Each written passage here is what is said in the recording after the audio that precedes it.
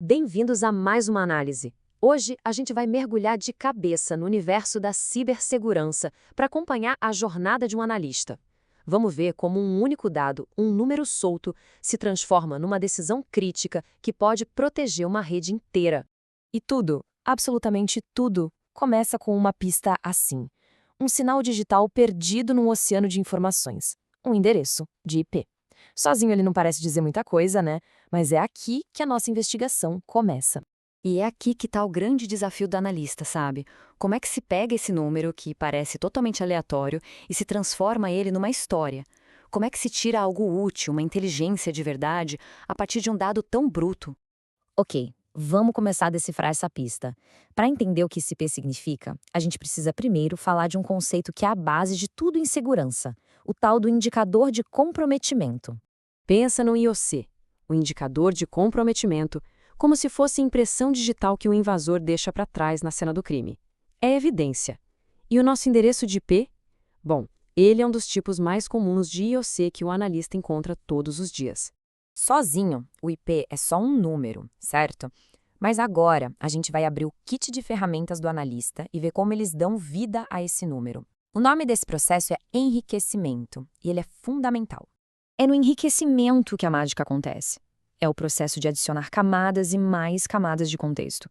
Sem ele, a gente tem um número isolado. Com ele, a gente começa a construir um perfil, a pintar um quadro mais completo. E como dá para ver, isso muda totalmente o peso e a urgência do alerta.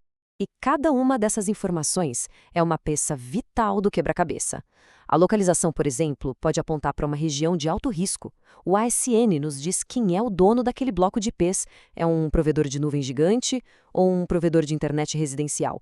E a reputação, claro, nos dá o histórico. Esse IP já foi visto em outras atividades maliciosas antes? Bom, agora que a gente já entendeu as ferramentas, vamos colocar a mão na massa.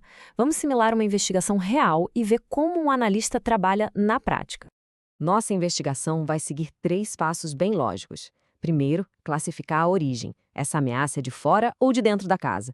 Segundo, a gente enriquece o indicador para montar aquele perfil que a gente falou. E, por fim, cruzamos essa informação com nossos próprios registros para ver o que aconteceu. E aqui estão os resultados do nosso enriquecimento. O perfil é bem revelador. Não estamos falando de um computador doméstico qualquer. É um servidor num data center russo operado por um provedor de hospedagem e que já tem um histórico conhecido de fazer varreduras de SSH, que é uma técnica super comum para encontrar brechas de segurança. A história está ficando bem mais sinistra, né? Mas, peraí, isso quer dizer que o ataque deu certo? Ainda não. E esse é um ponto crucial. O enriquecimento não prova que o ataque aconteceu, mas ele aumenta, e muito, a nossa confiança de que o alerta é real e representa um risco sério. A gente saiu de um IP qualquer tentou algo para um ator suspeito conhecido está batendo na nossa porta. Só que o mundo real da cibersegurança raramente é assim, preto no branco. Agora, vamos dar uma olhada em alguns cenários mais complicados, naquelas áreas cinzentas, onde o julgamento do analista é ainda mais importante.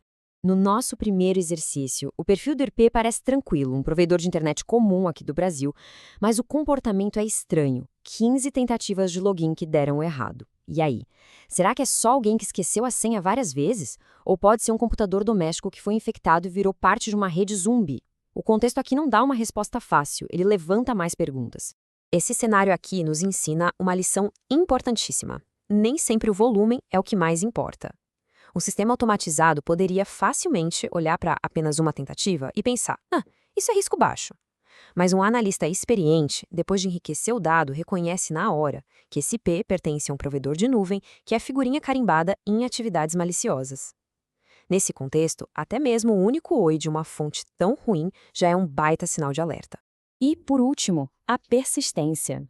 Um evento isolado pode ser um acaso, mas um IP que volta dia após dia demonstra uma intenção muito clara. Isso não é mais um ruído aleatório da internet. É um adversário focado, testando as defesas com um objetivo bem específico em mente. Certo. Agora vamos juntar todas essas peças. Com todo esse contexto na mão, como o analista toma a decisão final lá no Centro de Operações de Segurança? O nosso sistema de alerta automático dispara. Ele vê um evento de baixo volume, só 2 tentativas de login. Sem nenhum contexto a mais, ele faz uma avaliação lógica e classifica o risco como médio. Na teoria, até parece razoável. Mas agora vamos aplicar a visão do analista, a visão enriquecida. Não são só 2 tentativas. São 2 tentativas vindo de um data center na Rússia, com uma reputação péssima e que já demonstrou interesse na gente antes. O contexto muda tudo. Isso não é mais um risco médio, é um risco alto. É uma ameaça direcionada e persistente. E diante desse cenário completo, o analista só tem uma decisão correta a tomar: escalar. Isso significa acionar uma investigação mais profunda e, para já, ignorar isso como alarme falso só por causa do baixo volume seria um erro gravíssimo, um erro que o contexto nos impede de cometer. E é exatamente aqui que está o poder da análise humana, onde um script viu o risco médio, o analista, armado com contexto, viu uma ameaça iminente. O contexto transforma dados em inteligência, e a inteligência leva a uma ação decisiva. O que nos deixa com uma última pergunta. No mundo que corre cada vez mais para a automação, qual é o valor insubstituível da intuição, da curiosidade e do contexto que só o ser humano tem?